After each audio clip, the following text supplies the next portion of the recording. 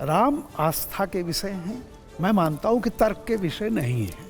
कोई तर्क से समझा दे या कोई जरूरी नहीं है कि जिसने मानस पढ़ा हो वही राम को मान रहा निश्चित हो। बात।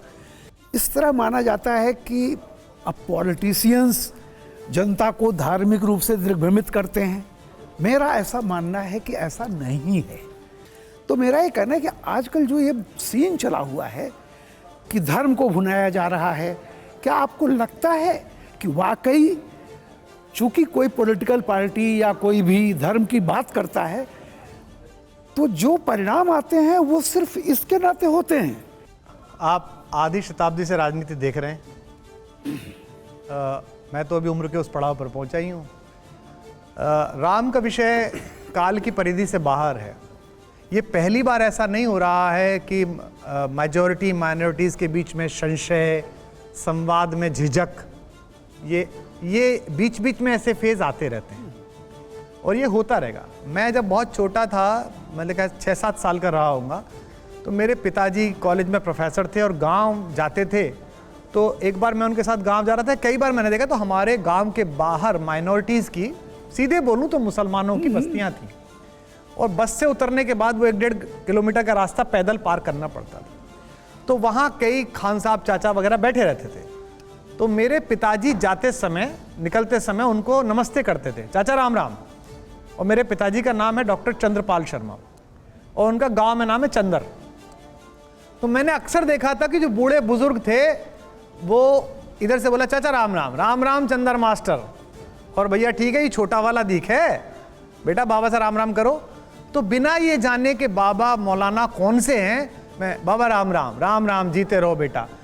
ना तो चंदर मास्टर को ये कहने में दिक्कत आई कि ये बाबा है, ना उन खान साहब बाबा को उस समय दिक्कत आई ये कहने में कि ये पोता है। क्या बात है। ये समय था और ये समय लौटेगा। लेकिन ये लौटेगा कैसे सर? ये लौटेगा ऐसे जब राजनीति के कुचक्र को खान चाचा और चंदर मास्टर दोनों एक जैसा समझें। अब खान चाचा कुछ और समझे और चंदर मास्टर कुछ और समझे तो ये कभी नहीं आएगा। एक तरफ आप राम कथा कहते हैं, राम और परशुराम के संवाद बताते हैं, लेकिन सोशल मीडिया पर आपके खुद के संवाद थोड़े बदल जाते हैं। मैं आपके कुछ पसंदीदा शब्द बताता हूं। आत्ममुग्ध, बौना, चिंटू, ये सब क्या है? आपने कभी डाई हुए कपड़े की धुलाई देखी है? तो पहली धुलाई में कपड़ा रंग छोड़ता है, फिर दूसरी धुलाई में छोड़ता है, फिर तीसरी धुलाई में छोड़ता है। तो मैं जहां जहां से होकर गुजरा हूं उसके शेड्स मेरे अंदर कुछ हैं।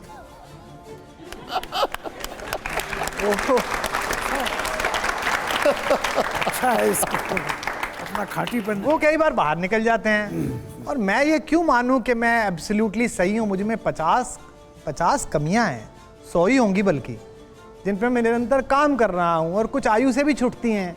आप गंभीर होते हैं, आप बड़े होते हैं, आप माफ़ करना सीखते हैं, आप भूलना सीखते हैं, आप आगे चलते हैं, तो इसलिए हो जाती है। जहाँ तक आपने शब्द कहे, अभी भी ऐसा प्रतीत होता है, लगता है कि नील की कोठरी से आप निकले नहीं, तो अभी बहुत धुलाई में नील निकलने वाला है आगे भी, ऐसा लगता है कभी कभी। क्योंकि ये भी हो सकता था कि प्रेम की कविताओं का कवि, जब प्रेम की प्रतिस्थापना ही सबसे ज़्यादा हिली हुई है देश में, समाज में, घरों में, विवाहों में, परिवार में, हर जगह पे आप देखिए असहिष्णुता और प्रेम की रिक्तता ये साफ दिखाई देती है। ऐसे समय में प्रेम की प्रतिस्थापना वाला कृष्ण, जो प्रेम का नायक है, उसकी प्रतिस्थापना भी कुमार विश्वास कर सकते थे। या जिनको मैं गॉड ऑफ डेमोक्रेसी कहता हूं कि लोकतंत्र का सबसे बड़ा जो देव है, उन्नायक है, वो साक्षात शिव है। और शिव की कथा कोई नहीं कहता है क्योंकि वो इतना लोकतांत्रिक है कि धर्म और जाति की और समाज व्यवस्था की दुकान चलाने वालों के लिए शिव जो है बाधा है। वो इसीलिए विष्णु सम्मत रहना चाहते हैं, वो इसीलिए सनातन सम्मत रहना चाहते हैं। तो अभी भी लग रहा है कि आप एक तरह के राम के सामने अपने वाले राम को ला करके कहीं ना कहीं एक राजनीतिक वेणी में अभी आप खेल रहे हैं, उस नौका से आप उतरे नहीं हैं। तो ये नील अभी और निकलना है या क्या है? ये फाइव इंडिया का कपड़ा कब तक धुलेगा? नहीं, पहली बात तो ये है कि आपने कहा राजनीतिक, मेरा कोई राजनीतिक उद्देश्य इसलिए नहीं है कि मैं अगर कौशाम्बी में जाता हूँ अपने अपने राम बोलने, तो भारत के गृह मंत्री उस कार्यक्रम का उद्घाटन करने जाते हैं और मुख्यमंत्री उपस्थित होते हैं। मैं रायगढ़ जाता हूँ तो 3 घंटे भूपेश बघेल बैठे हैं, सुन रहे हैं। जहाँ तक आपने कहा शिव तत्व की बात, ऐसा नहीं है कि मैं उन पर नहीं बोलना चाहता, अवसर उसका नहीं मिला है, जैसे कृष्ण का नहीं मिला है। अब मथुरा में कुछ लोगों ने कहा है कि हम अपने अपने श्याम कराएंगे, कलकत्ता में कुछ लोगों ने कहा है। जहाँ से आपने प्रश्न प्रारंभ किया कि नील के अंश रह गए हैं और एक विशेष जगह पर जाकर आघात होता है। मैंने पहले भी पूछा था, मैं आपसे पूछता हूं, आपके पुत्र हैं? नहीं, हम ही किसी के पुत्र हैं। आप ही किसी के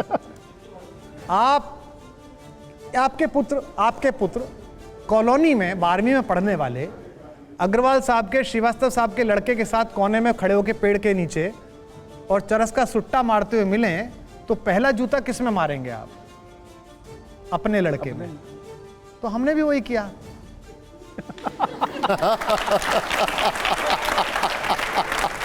हमने क्या किया? यही तो किया। जी जी भाई वो भाजपा कांग्रेस वो तो कह ही रहे थे कि हमारी तो दुकान है।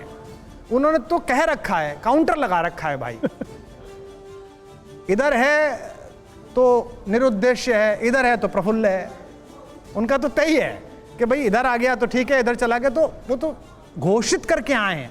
पर तुम तो आश्रम खोलने गए थे कि ये मंडी है, इसके बीच में हम आश्रम खोलेंगे ताकि दोनों तरफ के लोग आके सात्विक बने। पता चला कि वो तो मंडी रह गई, तुम तो उससे भी बड़े नीचे चले गए जो मंडी से आगे की चीज अपने लड़के को समझा बुझा भी तो सकते हैं। समझाया बुझाया। लड़का एक दिन दारू पी के बोला इट्स माई लाइफ डैडी। तो मैंने कहा भाई तेरी लाइफ है तो तू भुगत, अब तू अपनी लाइफ पे लाइफ भुगत रहा है। इट्स नाउ और नेवर। ठीक है, तो ठीक है।